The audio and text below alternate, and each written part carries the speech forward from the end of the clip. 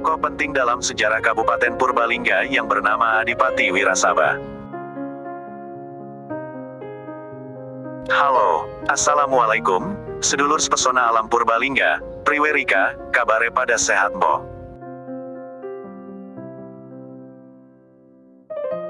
Sedurunge lanjut videone, aja kelalen tulung di subscribe, di like, komen, karo di share. Berziarah ke makam Adipati Wirasaba, sambil menikmati pesona Bandara Jenderal Besar Sudirman, di belahan timur Kabupaten Purbalingga, Jawa Tengah.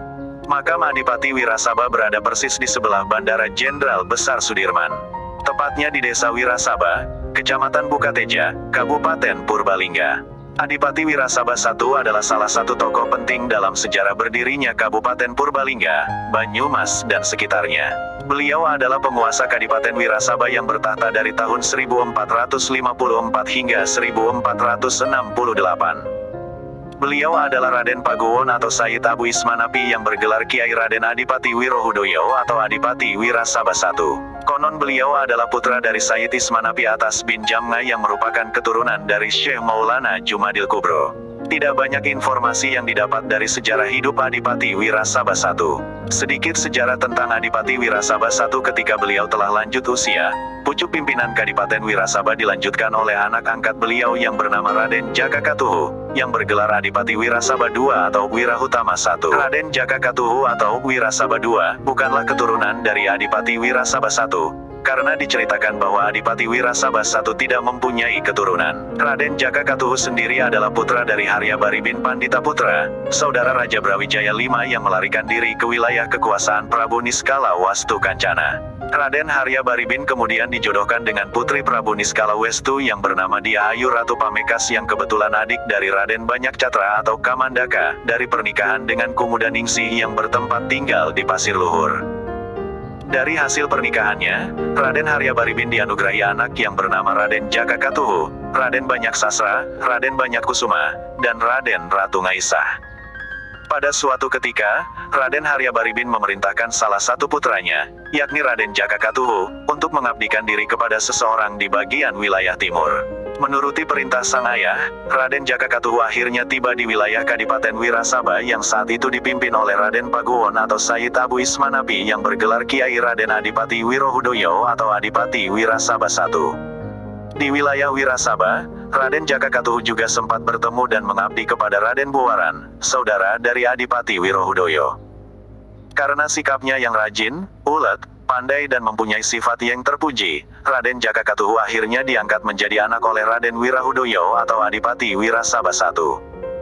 Raden Jaka Katuhu yang kemudian melanjutkan kekuasaan di Kadipaten Wirasaba, menggantikan Adipati Wirasaba, mendapat julukan Raden Wirahutama I atau Adipati Wirasaba II.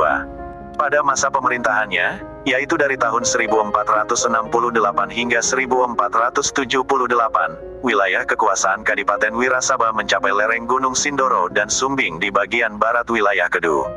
Raden Jaka Katuhu mempunyai dua anak, yaitu Raden Joko Lambang, meninggal waktu kecil, dan Raden Joko Hurang atau Raden Joko Kuro. Sepeninggal Raden Jaka Katuhu, Adipati Wirahutama I atau Wirasaba II putranya, Raden Joko Hurang menggantikan ayahnya sebagai penguasa Kadipaten Wirasaba dengan gelar Kiai Raden Adipati Wirahutama II atau Adipati Wirasaba III. Dari keturunan Raden Jaka Hurang, Adipati Wirahutama II atau Wirasaba III, inilah yang kemudian melanjutkan kekuasaan di Kadipaten Wirasaba. Menurut sejarahnya, Kadipaten Wirasaba pernah berada di bawah kekuasaan Kerajaan Majapahit, Demak dan Pajang. Setelah berkuasanya Adipati Wirasaba ke-6, wilayah Kadipaten Wirasaba akhirnya dibagi menjadi 4 bagian. 4 wilayah tersebut adalah wilayah Banjarnegara, Merden, Wirasaba atau Purbalingga, dan Kejawara atau Banyumas. Makam Adipati Wirasaba memang ramai dikunjungi oleh peziarah. Hampir setiap harinya selalu ada tamu yang berkunjung, dan makam Adipati Wirasaba lebih ramai lagi dikunjungi oleh peziarah pada malam Jumat Kliwon. Waktunya gak tentu, kalau tamu dari luaran kota kebanyakan datangnya malah tengah malam. Ungkap Lukman sebagai juru kunci. Makam Adipati Wirasaba berada di pinggiran Sungai Serayu di Desa Wirasaba, Kecamatan Bukateja, Kabupaten Purbalingga. Lokasi makam ditandai dengan sebuah bangunan sebagai makam utama. Sementara tidak jauh dari bangunan utama terdapat sebuah bangunan paseban yang biasa dipergunakan untuk acara-acara selamatan.